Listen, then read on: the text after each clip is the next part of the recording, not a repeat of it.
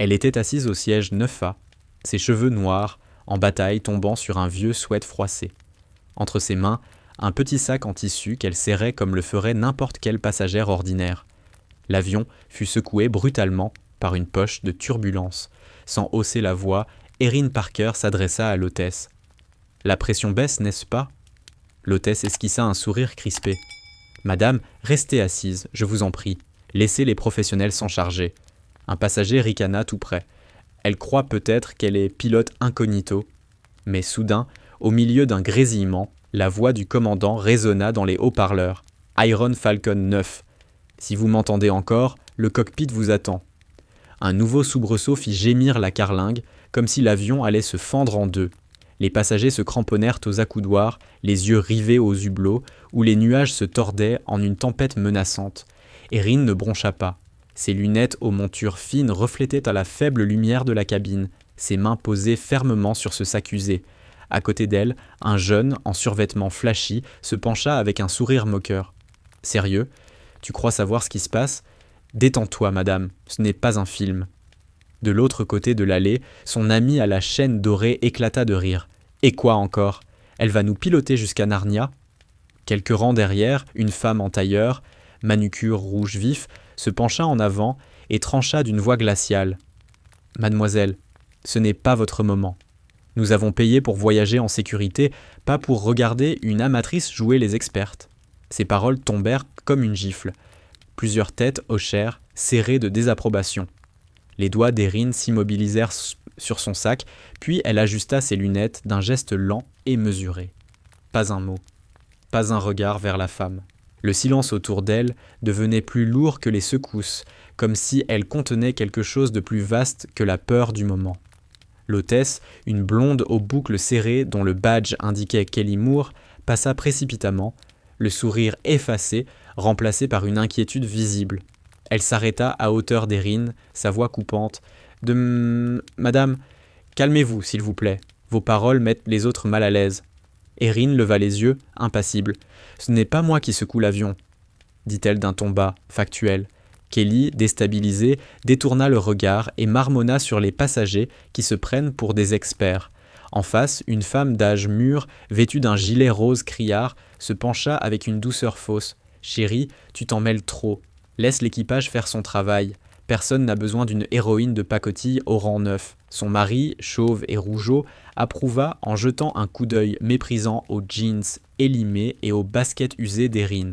« Sans vouloir offenser, mais on ne dirait pas vraiment que tu appartiens au cockpit. » Toute la rangée fixait maintenant Erin, certains chuchotant, d'autres éclatant de rire sans retenue. Elle se contenta de replacer ses lunettes, ses doigts mesurés, comme si elle comptait intérieurement jusqu'à 10. L'avion trembla à nouveau, plus violemment. Un enfant éclata en sanglots quelques sièges plus loin. Les lumières d'onde vacillèrent et un frisson de panique parcourut la cabine. Un homme en polo, rouge de colère, se leva et pointa Erin du doigt. « Toi, arrête ton numéro, tu fais flipper mon gamin !» Sa femme tenta de le retenir, mais il se dégagea. « Je ne resterai pas là à regarder une inconnue en hoodie jouer à la pilote. » Erin resserra une seconde l'étreinte sur son sac, puis relâcha la pression. Son regard croisa celui de l'homme, ferme, inébranlable, avant de se détourner vers le hublot où le ciel n'était qu'un chaos de gris et de noir. Le garçon au survêtement ricana de nouveau, se penchant vers elle. « Et quoi ? Tu vas contrôler la météo aussi ? Calme-toi, fille en hoodie. » Son copain reprit plus fort. « Je parie qu'elle fait partie de ces dingues complotistes. Elle doit croire que l'avion est tenté. » Des rires éclatèrent, secs, méchants, plus tranchants que le bourdonnement des moteurs. Erin ouvrit alors son sac et en sortit un petit carnet écorné. Elle le feuilleta sans vraiment lire, ses doigts caressant les pages comme pour s'ancrer au réel. La femme au cardigan rose leva les yeux au ciel. « Génial. Elle a un journal intime.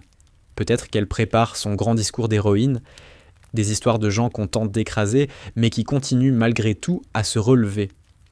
Revenons à Erin Parker. » Un nouvel à-coup secoua violemment l'appareil. Cette fois, les masques à oxygène tombèrent à l'arrière. Des cris éclatèrent. Certains passagers se débattèrent avec les sangles, d'autres restaient figés, paralysés par la peur. Un homme d'affaires, chemise immaculée et cravate desserrée, se leva brusquement.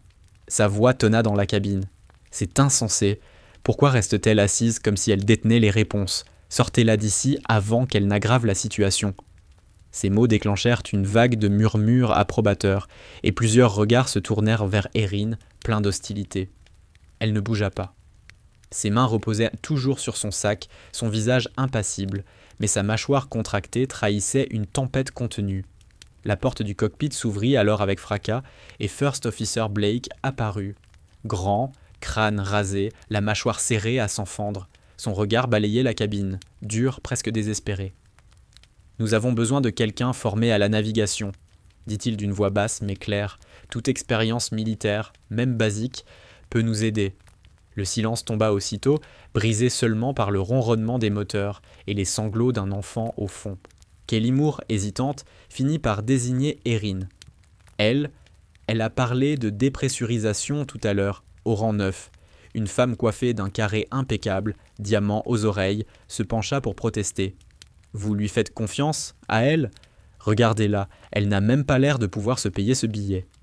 Le rire qui suivit fut glacial, comme dans une salle de tribunal. Erin se leva enfin. Son sac en bandoulière, elle avança vers l'avant.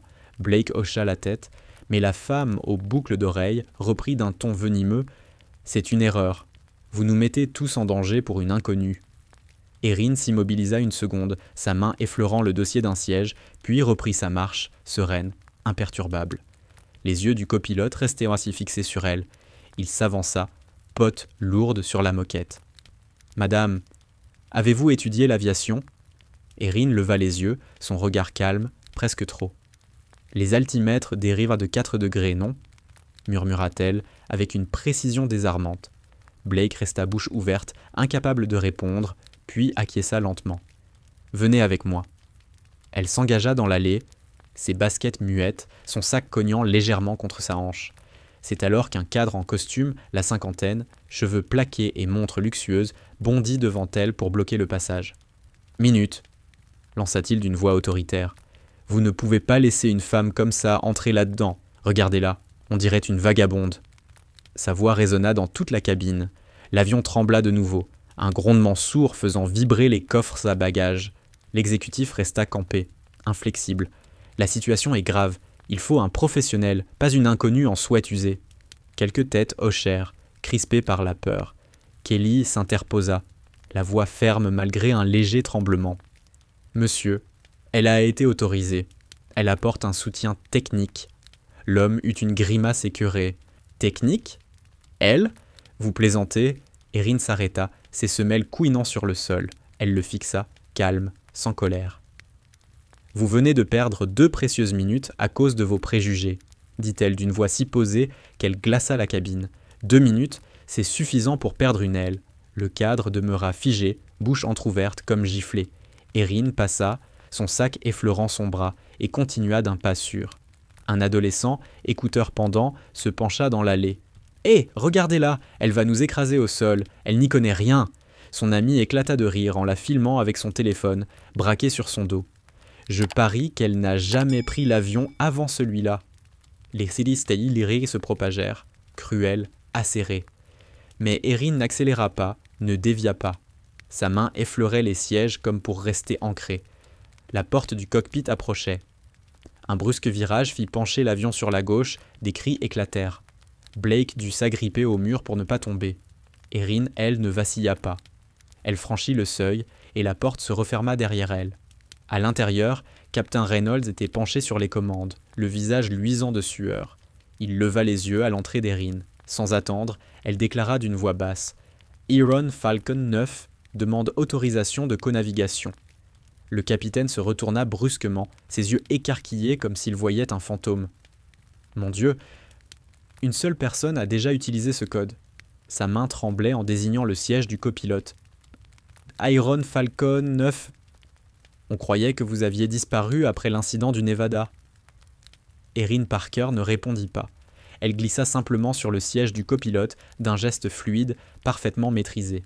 « Pas de temps à perdre, » dit-elle. « Votre système de tangage donne de fausses indications. » Elle se pencha, ses doigts frôlant l'écran radar avant de pointer une anomalie. L'altitude réelle est de 800 pieds au-dessus de ce qui est affiché. Le capitaine Reynolds la fixa, les lèvres tremblant, comme s'il voulait protester, mais n'en trouvait pas la force. Il finit par hocher la tête. Déjà, les mains d'Erin s'activaient sur les commandes secondaires, recalibrant avec une rapidité qui contrastait avec ses jeans usés et ses baskets défraîchies. Un grésillement envahit la radio. La voix sèche et autoritaire d'un équipage de renfort de la compagnie claqua. « Aucun passager n'est autorisé à toucher aux commandes, c'est un ordre. » Le capitaine hésita, sa main suspendue au-dessus du micro. Mais avant qu'il ne parle, une autre voix rugit dans les haut-parleurs, dure, inflexible, celle de Marshall Grant, l'agent de sécurité. « Je n'autorise pas une personne rayée des systèmes de défense à intervenir. » Erin s'immobilisa, ses doigts toujours posés sur les leviers. Elle tourna légèrement la tête, juste assez pour croiser le regard du capitaine. Alors commençait à appeler les secours, pour récupérer les corps. Le visage de Reynolds se décomposa, blême. Mais First Officer Blake s'avança, ferme, décidé. « Je prends la responsabilité, laissez-la faire. » Erin tira le siège du copilote, enfila le casque d'un geste si naturel que les mains du capitaine se figèrent. Pas un sourire, pas une hésitation. Elle ajusta les commandes avec une précision mécanique. Dehors, les nuages s'amoncelaient, sombres, menaçants. Elle, pourtant, ne voyait que les écrans. Ses gestes précis comme s'ils avaient été répétés 1000 fois. Le souffle court, Reynolds la regardait, murmurant pour lui-même « Elle agit comme en zone de combat ». Les yeux d'Erin croisèrent les siens un bref instant avant de revenir aux instruments. Son silence pesait plus que n'importe quelle réponse. Dans la cabine, l'ambiance se dégradait. L'exécutif en costume avait regagné son siège, mais il maugréait à voix haute au voisin, un gestionnaire de fonds en cravate de soie. Si elle se plante, qui portera la responsabilité ? Exactement, approuva l'autre, huileux. Personne ne sait qui elle était. Et si c'était une hackeuse ? Une femme en blazer de créateur, chignon serré, renchérie. On dit qu'elle a été effacée des registres de défense, probablement jugée en cour martiale, ou pire. Une jeune mère, son enfant serré contre elle, fixait la porte du cockpit, les yeux brillants de peur, mais aussi d'une fragile espérance. Elle murmura à sa voisine « Et si c'était la seule capable de nous sauver ?» La vieille femme au foulard noué secoua la tête. « Ne soyez pas naïve. Ce n'était qu'une passagère. Regardez ses vêtements. » Le visage de la mère se ferma, mais ses bras se resserrèrent autour de son petit. Le bambin lâcha son jouet, un petit avion en plastique, qui tomba au sol. En relevant les yeux, elle aperçut le sac d'Erin resté sur son siège. Sur le tissu, une écusson usée. IF-9. La voix d'Erin résonna alors dans les haut-parleurs, ferme, sans faille. Ici la passagère du siège 9A. Préparez-vous à une descente contrôlée. Restez assis. Un silence de plomb s'abattit sur la cabine. Tous les regards convergèrent vers les haut-parleurs. Le visage de Marshall Grant se durcit, mais il se rassit. Puis la voix de Blake retentit, nette, professionnelle. « J'assume !» Elle prend les commandes. Un frémissement parcourut l'avion, certains médusés, d'autres furieux. La femme en cardigan rose chuchota à son mari. « Il la laisse piloter, elle !» Dans le cockpit, les mains d'Erin restèrent fermes. Ses yeux passaient des écrans au hublot, où se dessinaient les montagnes rocheuses, silhouettes acérées et impitoyables. Elle abaissa un interrupteur, ses doigts réveillant un vieux système de navigation par relief oublié de la plupart des pilotes. L'écran clignota, révélant une carte brouillée du terrain. Le capitaine Reynolds, tendu, hésita. « Vous utilisez EcoWave ?»« C'est le seul système qui ne nous ment pas, » répondit-elle sans détour. Un bip discret résonna. Erin fronça les sourcils, ajusta un cadran, ses gestes chorégraphiés par l'expérience. Le capitaine eut un mouvement nerveux, comme pour reprendre la main, mais se retint. Les chiffres d'altitude se stabilisèrent enfin. Dehors, les nuages se fendirent un instant, laissant entrevoir un mince ruban de ciel clair. Les lèvres d'Erin se pincèrent, comme si elle percevait une issue invisible aux autres. Blake, fasciné, murmura « Vous avez déjà fait ça, n'est-ce pas ?» Ses doigts s'arrêtèrent une fraction de seconde, puis reprirent. Son silence était une réponse en soi. L'appareil bascula doucement, sans à-coups. Les vibrations cessèrent. L'aiguille de la pression remonta. Les voyants d'alerte s'éteignirent les uns après les autres. Erin régla encore l'altitude, guidant l'avion à travers un étroit couloir, entre les nuages et les montagnes, géants noirs et muets qui défilèrent sous eux. « Comment saviez-vous » demanda Blake, incrédule. Erin ne répondit pas. Ses mains demeurèrent sur les commandes, son visage impénétrable. Sous sa manche, une cicatrice fine, presque invisible, courait le long de son poignet gauche avant de disparaître dans l'ombre de sa peau. Une hôtesse plus jeune que Kelly Moore, la voix tremblante et une planchette serrée contre elle, entra dans le cockpit. « Madame, les passagers, ils veulent savoir qui vous êtes. Ils ont peur. » Erin Parker ne leva pas les yeux, fixés sur les commandes. « Dites-leur de s'attacher et de rester calme, » répondit-elle d'un ton égal, comme si elle commandait un café. L'hôtesse hésita, puis hocha la tête et recula. La porte se referma doucement derrière elle. Le capitaine Reynolds souffla, presque pour lui-même.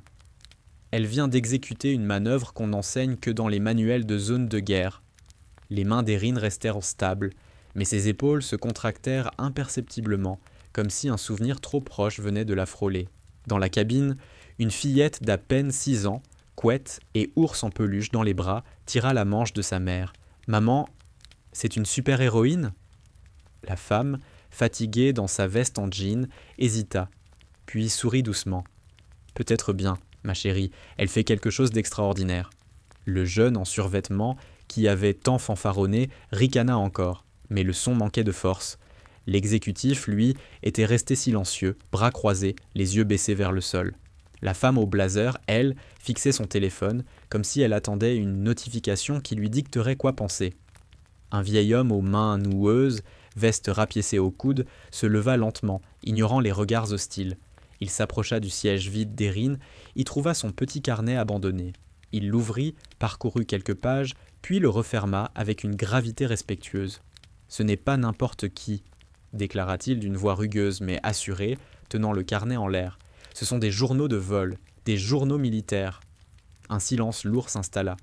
Tous les regards se posèrent sur le petit livre usé, comme si son poids révélait une vérité plus grande que leurs doutes.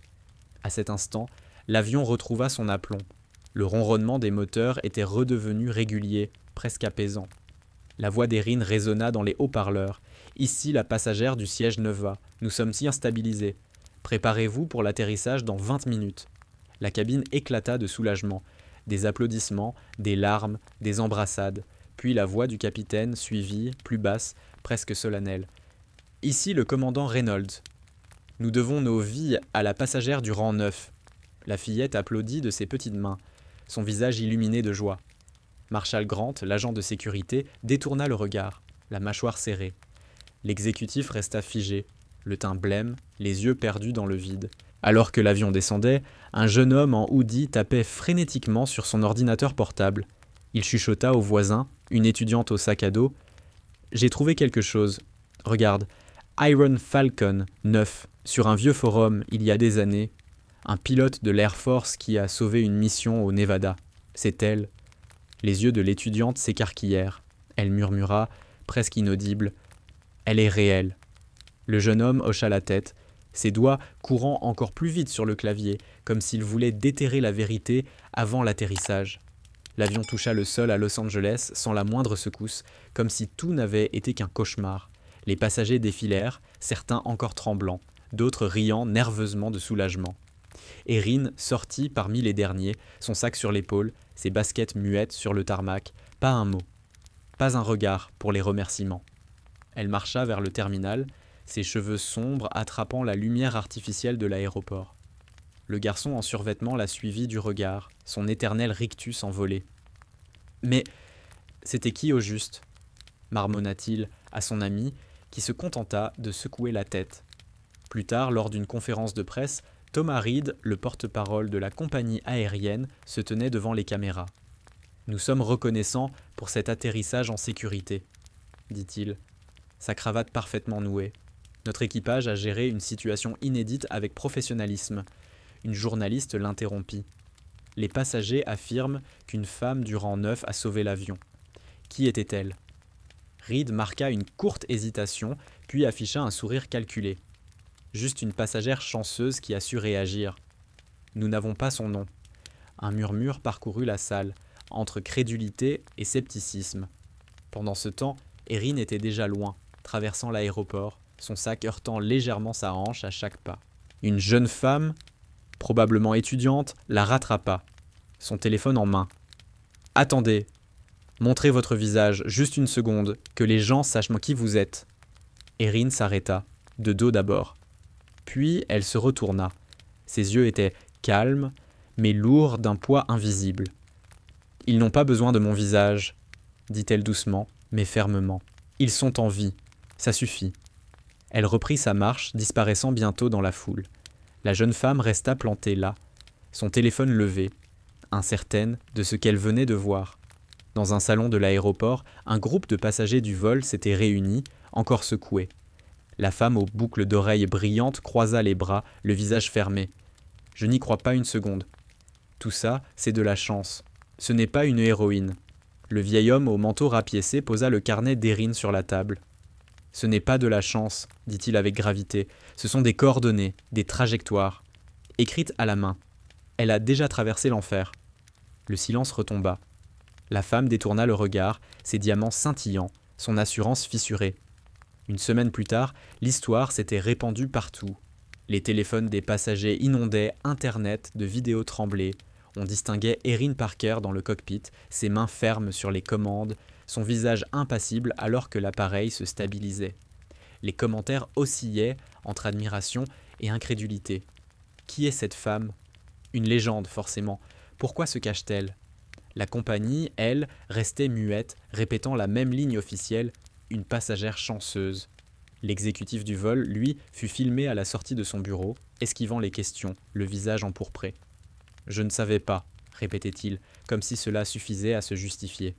Puis vint la cérémonie des médailles, un petit événement discret pour des civils ayant accompli quelque chose d'exceptionnel.